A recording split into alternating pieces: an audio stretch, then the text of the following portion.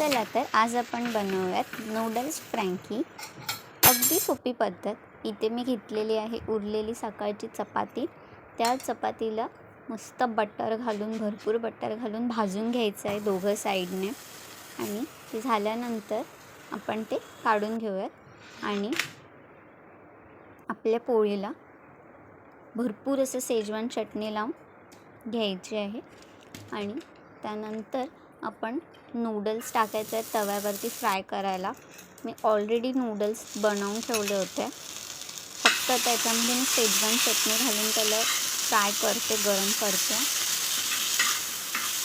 मस्त असे छान गरम करायचे आहेत आणि भरपूर शेजवान चटणी घालून आपल्याला हे बनवायचं आहे आणि ते आपल्या पोळीवरती टाकून घ्यायचं आहे मधोमध असं आणि मग आपण त्याचं रोल करून घ्यायचं आहे छान असं आणि आपली इथे सगळ्यात इझी आणि सोपी अशी फ्रँकी तयार आहे।